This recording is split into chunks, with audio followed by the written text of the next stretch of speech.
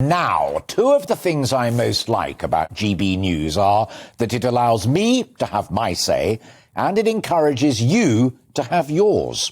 So, when I've suggested over these last couple of days that the Prime Minister is not only sailing through some rough waters, but might just be in terminal trouble, many of you have come back to me and said, "Tosh, rubbish," and there you go, just like the rest of them.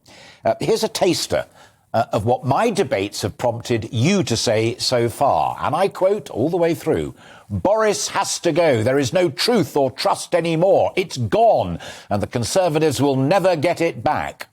Then, more Boris bashing? No thanks. And sick to death of hearing about it. Surely there's other news to report. Even still the fastest growing economy in G7 21-22. And Boris will bounce back within weeks. But also, the house of cards will tumble, as it always does. The old guard, such as Gove and Hunt, have all gone quiet, which is a sure sign that the sharks can smell blood and are circling. Now, that's just a taster out of hundreds, maybe even thousands of comments from you. So, here's something novel. Today, I'm going to put my views and yours to the test.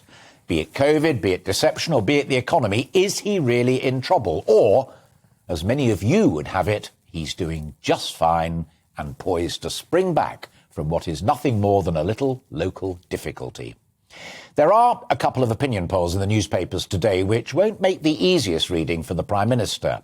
Opinion for the Observer newspaper suggests a 9% lead for Labour over the Conservatives, with 57% suggesting that Mr Johnson should call it a day. Delta for the Sun newspaper suggests 1 in 5 Tories are thinking of switching their vote next time round. And there's also private polling reported this morning that suggests that the Tories' lead in Thursday's crucial North Shropshire by-election is down to just 1%. Now, the newspapers are also full of runners and riders pieces about who might succeed Mr Johnson if he goes. There's the tank-driving, Russian-threatening Foreign Secretary Liz Truss, who you just saw in Tamsin's bulletin.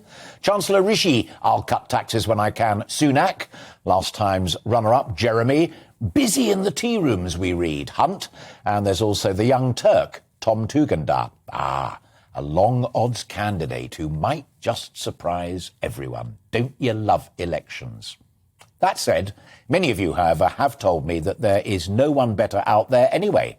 And as for Labour, well, they're just not ready for power. And as they say, these are only polls.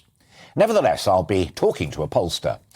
Is it just a passing moment? And anyway, there doesn't have to be a general election until 2024.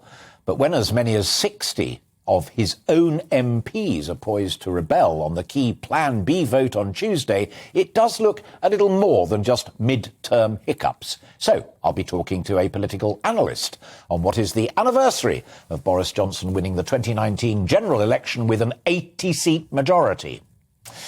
Has Labour, which is doing increasingly well in the polls, with the lead now suggested at 9%, done enough to offer itself as a serious alternative for the first time in years?